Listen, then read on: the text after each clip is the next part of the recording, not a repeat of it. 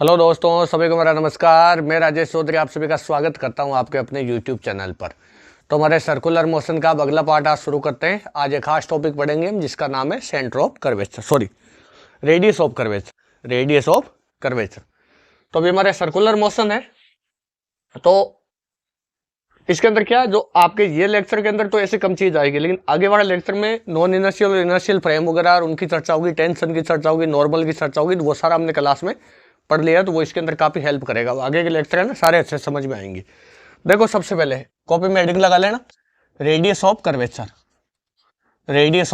इसका है ना, सोलो वीडियो बना देंगे अब, रेडियस ऑफ कर्वेचर।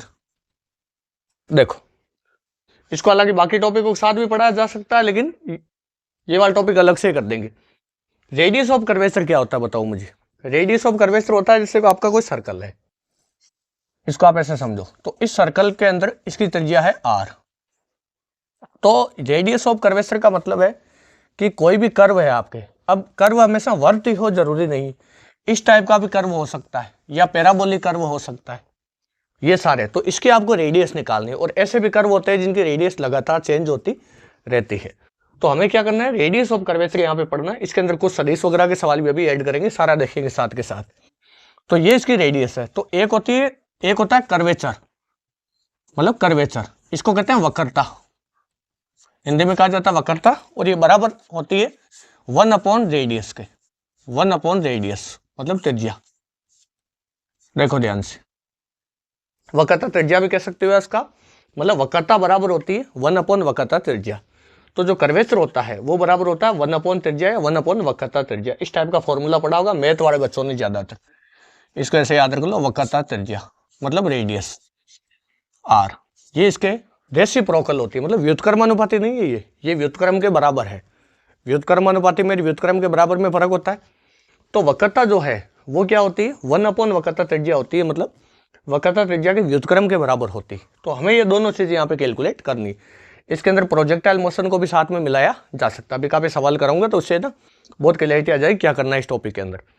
अब देख ध्यान से, जो आपके वर्त होता है, वर्त, इसकी जो वक्रता होती है ना वो हमेशा कांस्टेंट होती है। मतलब इसकी जो वक्रता त्रिज्या है वो होती है कांस्टेंट। वर्त के लिए लिख लेना पास में यहाँ कहीं, वर्त के लिए r कांस्टेंट होता है, तो वक्रता भी क्या होगी, कांस्टेंट होगी। मतलब कर्वेचर जो होगी वो कांस्टेंट होगी यहाँ पर, इसके लिए भी।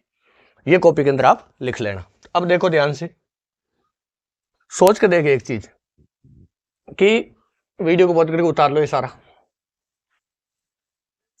अब जैसे आपके पास में दो सर्कल है इस टाइप के, एक तो ऐसा सर्कल है और एक ऐसा सर्कल है। इसकी त्रिज्या है r2 और इसकी त्रिज्या है r1। किसकी रेडियस ज्यादा है, इसकी ज्यादा है ना, तो r1 इज ग्रेटर देन क्या, r2। तो जो कर्वेचर होगा ना वक्रता, वो वक्रता एक की कम होगी और दूसरे की ज्यादा होगी। ये तो समझ आता है, क्योंकि व्युत्क्रम के बराबर है वो। तो अगर r ज्यादा होगा तो वक्रता कम होगी उसकी, मतलब इसकी वक्रता कम है और इसकी वक्रता ज्यादा है। जैसे हाईवे का मोड़ होता है, तो हाईवे का मोड़ जो होता है उसकी वो बहुत इस टाइप से लंबा होता है मोड़, है ना। जब ऐसे थोड़ी होता है, ऐसे आए सीधे और फिर ऐसे घूम गए, है ना। फिर तो मोड़ में सन्नाटे में चला जाएगा ड्राइवर, है ना, सीधा ऊपर चला जाएगा, देव दर्शन हो जाएंगे। तो मोड़ ऐसा घुमा के उसको बनाते हैं। तो वहां पर क्या होता है, उसका जो घुमाव है, ये मतलब रेडियस ऑफ कर्वेचर, या फिर कर्वेचर का मतलब क्या, घुमाव। कितना ज्यादा घुमाव, जितना ज्यादा घुमाव होगा उतना ज्यादा उसका कर्वेचर होगा। अब देखो ध्यान से, क्या ये वाली चीज यहां तक तो समझ आई अच्छे से।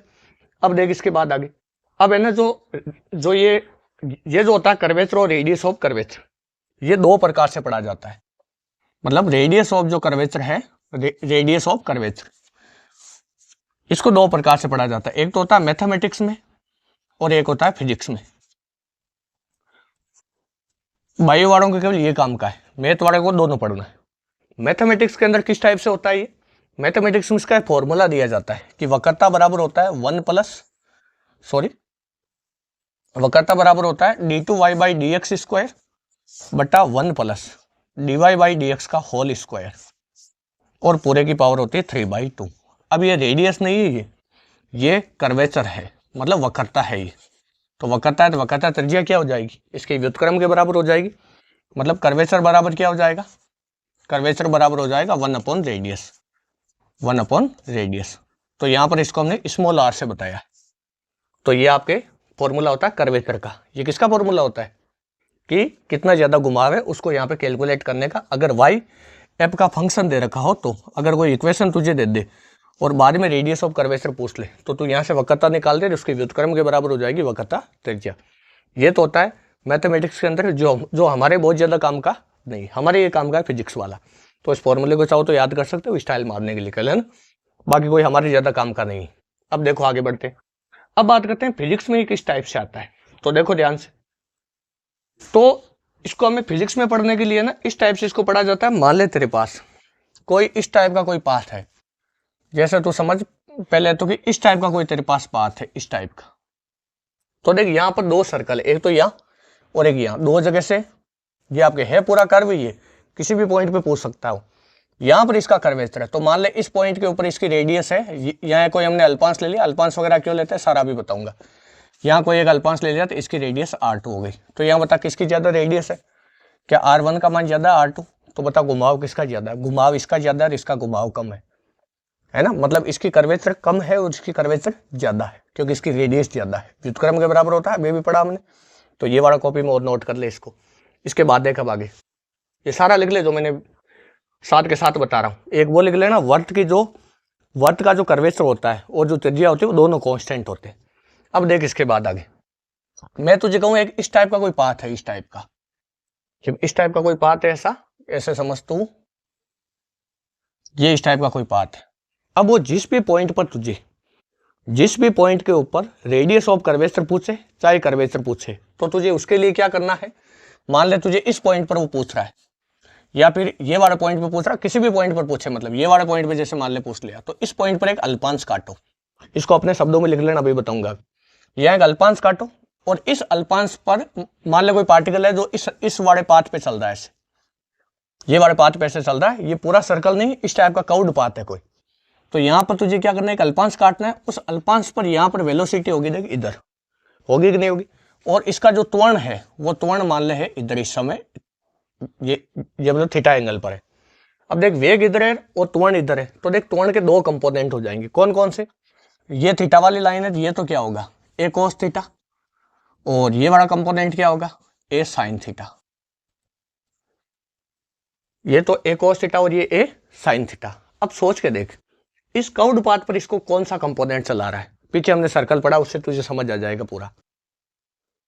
सर्कुलर मोशन में जितना पढ़ा है बेसिक वाला वो सारा इसमें काम करेगा पूरा। तो सोच के देख यहाँ पर कौन सा ऐसा त्वरण का कंपोनेंट है जो इसको कर्व्ड पाथ पर चला रहा है। देख यहाँ दो कंपोनेंट है वेग के, वेग आपका इधर है, ए कंपोनेंट तो इधर ए कोस थीटा, इसको तू कह सकता है ए पैरेलल या तू कह सकता है ए परपेंडिकुलर, सॉरी ए टेंजेंशियल, मतलब ये होता है वो स्पर्श रेखीय त्वरण, और ए पैरेलल होता है वेग के पैरेलल, बात एक है दोनों। क्या एक त्वरण तेरा इधर है ए साइन थीटा, ये ए साइन थीटा वेग के जो परपेंडिकुलर होता है ए साइन थीटा, कौन से त्वरण के नाम से जानते हैं सर्कुलर मोशन में, अभिकेंद्रीय त्वरण होता है या होता है रेडियल एक्सेलरेशन, मतलब त्रिज्यीय त्वरण होता है। क्या ये ए आर है, ए आर को हम एक नाम से और जानते हैं एस सी, या तो एक नाम से इसको और जान सकता है ए परपेंडिकुलर। ए सी का क्या मतलब हुआ है, सेंट्रीपिटल एक्सेलरेशन है, याद कर, अभिकेंद्रीय त्वरण भी कहा जाता है इसको सेंट्रीपिटल, और ये रेडियल एक्सेलरेशन भी कह सकते हैं या कह सकते हैं वेग के परपेंडिकुलर। क्या इस टाइप की दो चीज है। तो जहां भी तुझे रेडियस ऑफ कर्वेचर पूछे उस पॉइंट पर एक अल्पांश ले, उस पॉइंट पर क्या ले एक अल्पांश, और उस अल्पांश पर जो त्वरण है उस त्वरण के तुझे दो कंपोनेंट लेने, एक तो लेना वेग की डायरेक्शन में और एक लेना वेग के परपेंडिकुलर। तो वेग की डायरेक्शन वाला जो ये कंपोनेंट है, मतलब ए पैरेलल वाला, एक ये जो ए पैरेलल, ये क्या करेगा, वी के मैग्नीट्यूड को चेंज करेगा। ये हम जानते हैं, सारा पीछे पटो का है, कुछ भी नया नहीं आएगा, वी के मैग्नीट्यूड को चेंज करेगा। और जो ई परपेंडिकुलर है वो क्या करेगा, वो वी की डायरेक्शन को चेंज करेगा, वी की डायरेक्शन को चेंज करेगा, ये हमारे काम का है। तो जो वेग की डायरेक्शन को चेंज करेगा वही तो इसको कर्व्ड पाथ पे चलाता है हमेशा। याद कर सर्कल पे कौन चलाता था, जब कोई पार्टिकल सर्कुलर मोशन करता है तो उसके दो त्वरण होते हैं, एक तो होता है ए आर और एक होता है ए टी। ए टी का काम है वेग के मैग्नीट्यूड को बदलना, ए आर का काम है वेग के डायरेक्शन को बदलना। कुछ भी हो जाए ए आर कभी जीरो नहीं होना चाहिए, क्योंकि अगर ए आर जीरो हुआ तो वेग की डायरेक्शन नहीं बदलेगी तो वो सर्कल छोड़ देगा। सर्कुलर पाथ पे गति करने के लिए हर पॉइंट पर वेग की डायरेक्शन का चेंज होना अत्यंत आवश्यक है। मतलब सर्कुलर मोशन के दौरान AR कभी भी जीरो नहीं हो सकता। AT जीरो हो भी सकता है और नहीं भी। अगर AT जीरो हुआ तब तो हम इसे कहते हैं यूनिफॉर्म सर्कुलर मोशन, एक समान वर्तीय गति। और अगर AT जीरो नहीं हुआ तो इसे कहते हैं असमान वर्तीय गति, मतलब नॉन यूनिफॉर्म सर्कुलर मोशन। ये बताओ ईमानदारी से यहाँ तक समझ में आया कि नहीं आया? तो तू यहाँ अपने शब्दों में ये चित्र बना ले पहले, उसके बाद क्या लिखेगा कि जिस पॉइंट पर रेडियस ऑफ कर्वेचर पूछे उस पॉइंट पर मैं एक अल्पांश काटूंगा और उस अल्पांश पर वेग और त्वरण को देखूंगा और यहाँ पे त्वरण के कंपोनेंट लूंगा। यहाँ एक लाइन लिखना है, वेग के कंपोनेंट नहीं लेना है, v का कंपोनेंट लेना, त्वरण का लेना है। त्वरण के कंपोनेंट लूंगा और त्वरण का एक तो वेग की दिशा में कंपोनेंट लूंगा और एक इसके ये मतलब परपेंडिकुलर त्वरण लूंगा, है ना। ये बड़ा घटक लूंगा, ये अपने शब्दों में लिख ले तो। उसके बाद ये उतार ले पूरा नीचे। तो चाहे तो इसको भी लिख सकता है समझने के लिए। ये होता है जब मतलब सर्कुलर मोशन होता है। अब इसके अंदर कोई ये या पूरी तरह सर्कुलर मोशन नहीं, इसकी रेडियस लगातार चेंज हो रही, वेरिएबल है। ये इतना उतार ले कॉपी के अंदर, देख। अब इसके बाद देखो आगे। अब मुझे बता कि यहाँ पर ए परपेंडिकुलर का फॉर्मूला क्या होता है या AR का फॉर्मूला क्या होता है। सर्कुलर मोशन के दौरान याद कर AR का फॉर्मूले दो होते थे, v²/r या होता था ω²r। हमारे ये काम का इसको छोड़ दे। कैसे दो फॉर्मूले होते थे, सारे सूत्र याद रखना है भैया। तो AR बराबर v²/r। तो मुझे बता R बराबर क्या हुआ, R बराबर हुआ v²/AR। यही रेडियस ऑफ कर्वेचर का फॉर्मूला, इसको RC लिख दे। तो radius of curvature v²/AR, v²/AR। तो ये क्या हो गया आपकी रेडियस ऑफ कर्वेचर। तो तुझे v लेना है और बटा AR लेना। अब बता AR क्या हुआ मुझे बता, ये कॉपी में नोट कर लेना पूरा, है ना। अब यहाँ मुझे बता AR क्या हुआ। हम जानते हैं सर्कुलर मोशन में हम इस AR को क्या कहते हैं, इस AR को हम कहते हैं अभिकेंद्रीय त्वरण या कहते हैं त्रिज्यीय त्वरण। यहाँ तुझे क्या बोलना है, v के परपेंडिकुलर। मतलब रेडियस ऑफ कर्वेचर का जो फॉर्मूला होता है उसका वो होता है वेलोसिटी, मतलब वेग, वेग बटा वेलोसिटी बटा component of acceleration, component of acceleration perpendicular to v। मतलब तुझे क्या करना है, रेडियस ऑफ कर्वेचर निकालने के लिए वेग लेना है उस पॉइंट पर। पार्टिकल का जो भी वेग है वो आपको दे देगा वहाँ, है ना। भी बहुत सारे सवाल कराऊंगा, क्लियरिटी आ जाएगी। और AR क्या है, AR त्वरण का वो घटक है जो वेग के डायरेक्शन को चेंज करे, और वेग के डायरेक्शन को चेंज करने वाला AR का घटक हमेशा v के परपेंडिकुलर होता है। तो तुझे त्वरण का परपेंडिकुलर घटक लेना, परपेंडिकुलर किसके, v के। अब बहुत बच्चे इसके अंदर ऐसे याद कर लेते, इसको v का घटक लेना, v का नहीं लेना है, कंपोनेंट त्वरण का लेना है। तो इसको कॉपी के अंदर नोट कर ले, फॉर्मूला है ये। फॉर्मूला हमारे फिजिक्स में होता है, बहुत काम का फॉर्मूला है, इसको याद रखना जीवन भर, मरते दम तक याद होना चाहिए, ऐसा समझो आप। आइए आगे बढ़ते, ये उतार लेना। अब देखो, तो ये आ गया रेडियस ऑफ कर्वेचर का फॉर्मूला। अब देख इसके बाद अब है कुछ सवाल इसके बारे में जिनके हम यहाँ चर्चा करेंगे। क्वेश्चनों पे चलते हैं, बाकी सारी कहानी हो गई, इतना ही है बस थ्योरी वगैरह इस पे पूरी। अब देख सवाल क्या है। सवाल है कि एक प्रोजेक्टाइल मोशन है। सिंपल सवाल से शुरू करेंगे, दो तीन चार वैरायटी के सवाल कराऊंगा इस पे। यहाँ पर क्या, इसने किसी प्रोजेक्टाइल को ऐसे फेंका और प्रोजेक्टाइल की रफ्तार है मान ले 20 मीटर पर सेकेंड, और यहाँ इसकी जो रेडियस है वो, सॉरी ये एंगल है, ये 37 डिग्री। कितना है, क्या ये प्रोजेक्टाइल ऐसे जाके यहाँ गिरेगा। तो ये आपको कहेगी ये टॉप मोस्ट पॉइंट होता है, याद कर। तो मैं कहूँ तुझे रेडियस ऑफ कर्वेचर ज्ञात करो eight top most point. Top most point के ऊपर तुझे रेडियस ऑफ कर्वेचर ज्ञात करना या फिर कर्वेचर ज्ञात करना, दोनों हो सकती। ये कॉपी के अंदर नोट करो, आप चाहो तो खुद प्रयास भी कर सकते हो। सोच इस वाले पॉइंट पर तो रफ्तार निकाल सकता है कि नहीं निकाल सकता, बता। सोच ये वाला क्वेश्चन लिख ले एक तो। अब देख ये 37 है, ये कितना हुआ 20 cos 37। 20 cos 37 का मान बता, 20 × 4/5 तो 16, और ये हुआ 12। हुआ कि नहीं हुआ। तो बता इस वाले पॉइंट पर दो रफ्तार होगी, क्या Vy का मान तो 0 होगा और Vx का मान क्या होगा Ux के बराबर, और कितना होगा 16 ही होगा, क्योंकि x वाला घटक प्रोजेक्टाइल में चेंज होता नहीं है। तो इस वाले पॉइंट पर रेडियस ऑफ कर्वेचर बता कितना होगा। क्या तुझे v मिल गया। इस वाले पॉइंट पर त्वरण 0 नहीं है, ये भले y का, इसके अंदर वेग का y कंपोनेंट 0, लेकिन त्वरण 0 नहीं। क्या त्वरण नीचे की तरफ g है। देख यही फॉर्मूला होता है हमारे। RC बराबर क्या होता है v²/AR, या a परपेंडिकुलर ले सकता है, तो चाहे तो ऐसे पढ़ ले। तो बता v का मान कितना आया, v का मान आया 16, तो 16 × 16 और बटा कितना हुआ ये 80 का मान g के बराबर है, तो g का मान कितना हुआ 10। तो आर सी बराबर बता कितना है, 256 होगा ऊपर वाला, तो 25.6 मीटर। देख ये रेडियस ऑफ कर्वेचर आ गई। ये देख आंसर। अब इस टाइप के सवाल ढूंढ ढूंढ के जो भी तेरे पास गाइड है उसमें से कर ले, सारे सवाल हो जाने, कोई दिक्कत नहीं आएगी। वहां देख लेना, वो पूछेगा वक्रता त्रिज्या या फिर वक्रता ज्ञात करो, इस टाइप के सवाल देख ले, वो सारे इसी प्रकार से होने। अब देख आगे आजा, कॉपी में नोट कर ले पूरा सवाल, बहुत सिंपल है। देखो इसके बाद आगे, इसके बाद देखना ध्यान से, मैं आपको कहूं कि ये इस टाइप से कोई यहाँ पे पार्टिकल है, इसको 50 मीटर पर सेकंड से हमने फेंका 53 डिग्री के एंगल पर। कितने एंगल पे फेंका है? 53 डिग्री के एंगल पर। मैं तुझे कहूं ये जो है ये ऐसे जाके नीचे गिरना है, तो मैं तुझे कहूं कि आपको 1 सेकंड के ऊपर t बराबर 1 सेकंड पर इसकी रेडियस ऑफ कर्वेचर निकालनी। रेडियस ऑफ कर्वेचर तुझे ज्ञात करनी है 1 सेकंड, 1 सेकंड पर तुझे निकालनी। तो सोच पहले इसका ये वाला कंपोनेंट कितना होगा बता, 50 कोस 53, कोस 53 3/5, तो 50 में 10 तो 30 हुआ, 30 मीटर पर सेकंड। और ये कितना हुआ है? 40 मीटर पर सेकंड। अब तू एक चीज ध्यान से देख, ये कंपोनेंट तो 30 है और ये कंपोनेंट कितना है? 40। तो इसका टाइम ऑफ फ्लाइंग क्या होगा पूरा बता। तो t बराबर होता है, याद कर, 2uy/g होता है। तो 2 इंटू ui का मान दे कितना?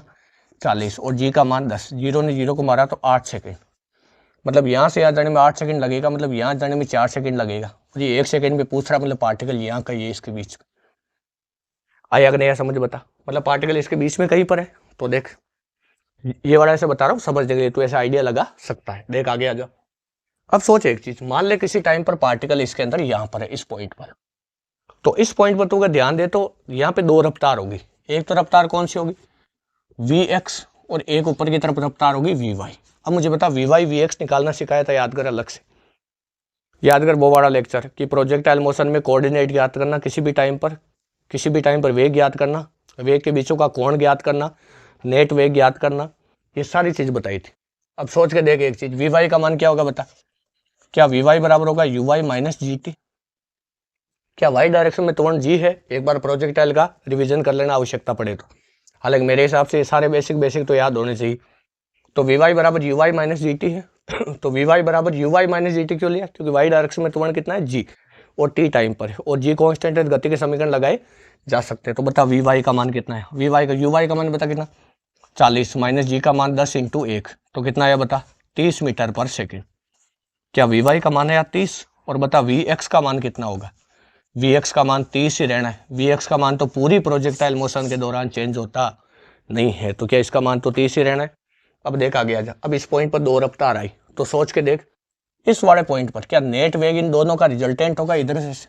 क्या ये v होगा? अब बता v कैसे निकाले बता। तो क्या v का मान हो जाएगा Vx का स्क्वायर प्लस Vy का स्क्वायर का अंडर रूट, होता कि नहीं होता नेट वेग। तो v बराबर दे कितना? Vx का मान बता कितना?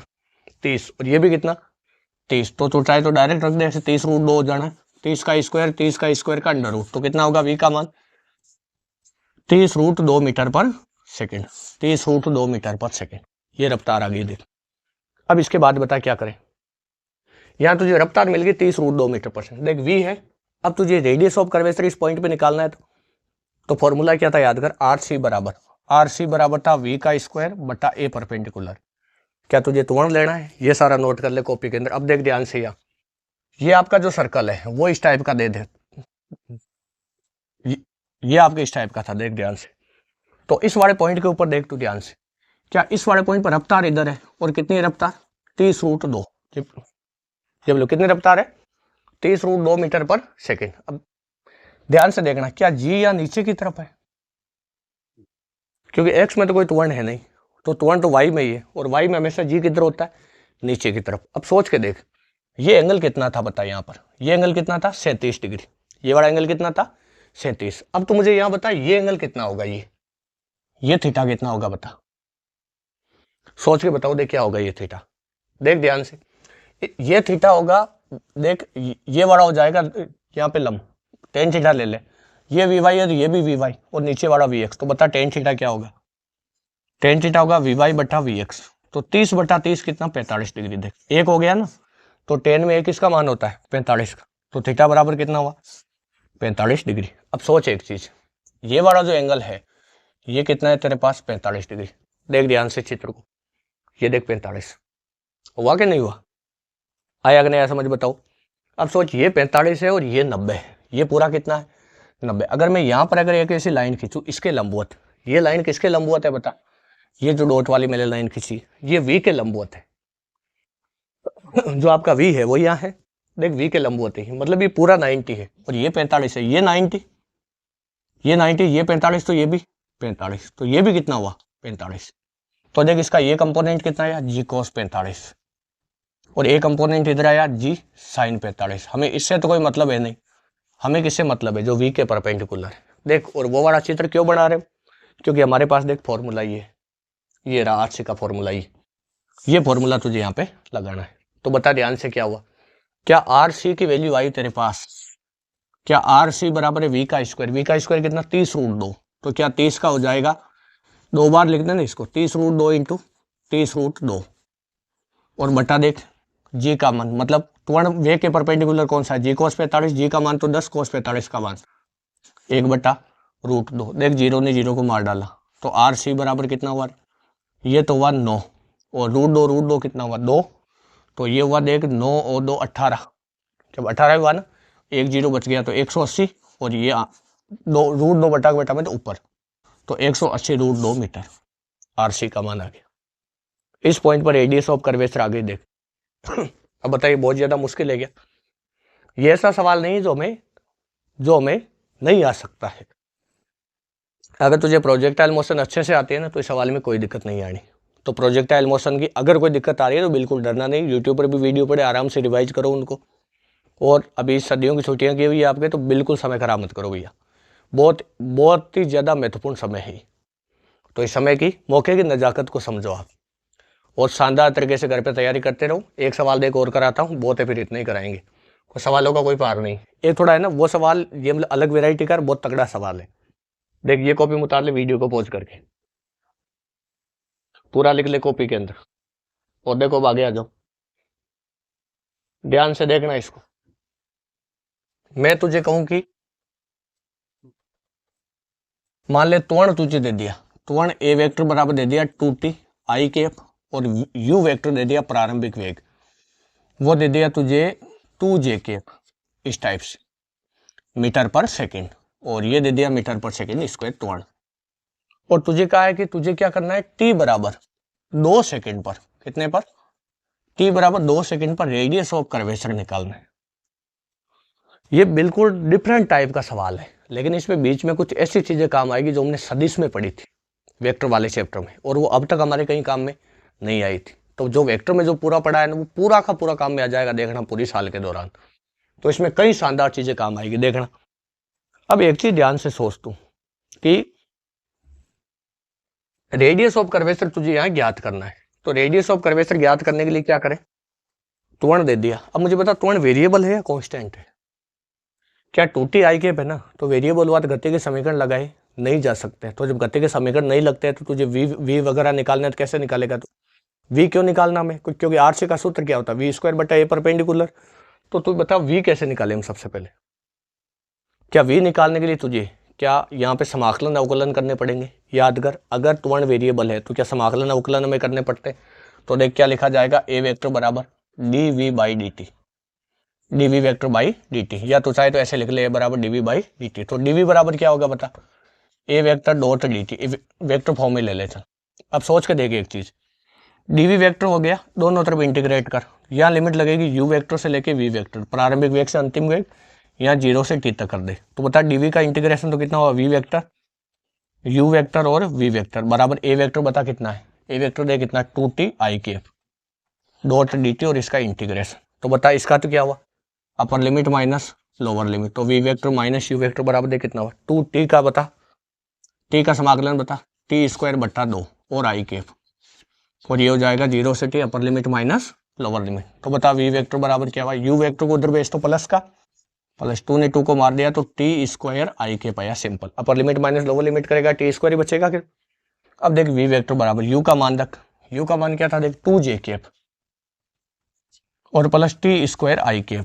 अब बता कितने टाइम पे पूछा हमने रेडियस ऑफ कर्वेचर, इसने 2 सेकंड पर, तो वेग निकाले 2 सेकंड, बता क्या आएगा, 2j कैप और प्लस देख 2 का स्क्वायर 4, 4 आई कैप। तो ये रफ्तार आ गई मीटर पर सेकंड में। अब तुझे इसका मैग्नीट्यूड चाहिए तो मैग्नीट्यूड निकाल, कितना होगा वी वेक्टर का मैग्नीट्यूड, क्या 2 दूनी 4 प्लस 16 तो हो गया √20 मीटर पर सेकंड। ये देख रफ्तार का मैग्नीट्यूड आ गया।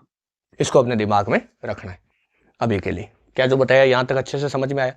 अब सोच हमें यहाँ पे अब क्या करना है, वी वेक्टर का मैग्नीट्यूड आ गया √20 मीटर पर सेकंड, वी मिल गया। अब हमें ए आर चाहिए या ए का वो घटक चाहिए जो वेग के परपेंडिकुलर हो। इतना तो कॉपी के अंदर नोट कर ले पूरा, वी याद रखना, वी काम का हमारे बस।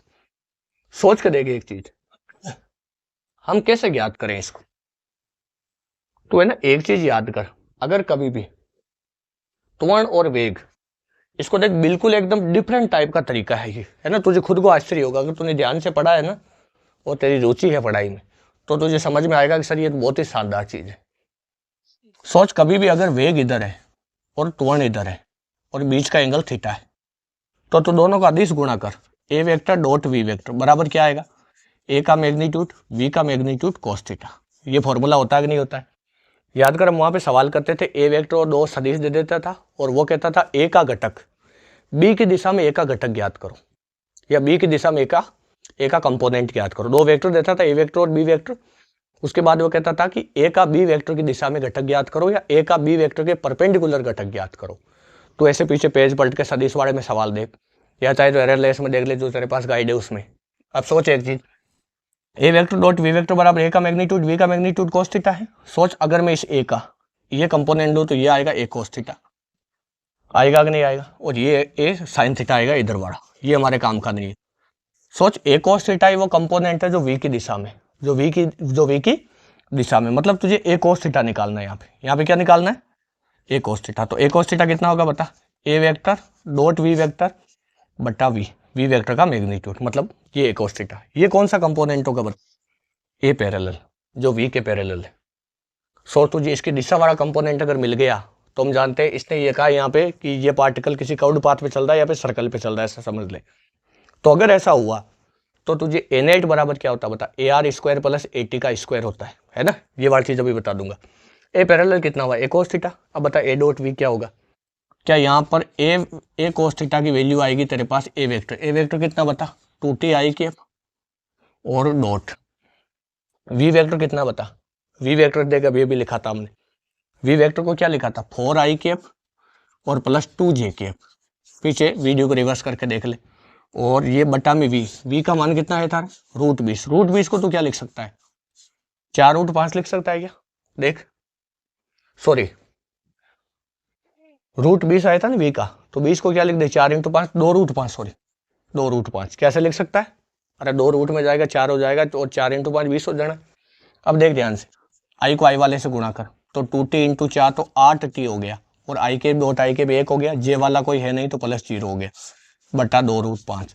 अब देख 8 × t का मान बता कितना, 2 सेकंड पे पूछ रहा था मैं से, तो t का मान 2 सेकंड लेना है, तो 2√5, 2 ने 2 को मार डाला 8/√5, और ये आया ए cos थीटा तेरे पास। कुछ गड़बड़ तो नहीं करी मैंने, एक बार चेक करो ध्यान से देखे। क्या ए पैरेलल आया ए cos थीटा, ए cos थीटा है ए डॉट वी बटा वी होता है, ए का क्या था 2t आई कैप, ये क्या था 2t आई कैप, और यहाँ पर जो वी का जो कंपोनेंट आया था, वी वाला चेक कर लेना एक बार क्या आया था, वीडियो को रिवर्स करके देखो, देखिए वी वाले में गड़बड़ तो नहीं करी ना मैंने। हमने लिखा था t² और u वेक्टर लिखा था 2j कैप प्लस v² आया था 4i कैप, सही है ना। ये बात चेक कर ले, कैलकुलेशन में गड़बड़ हो तो आप देख लेना अपने हिसाब से।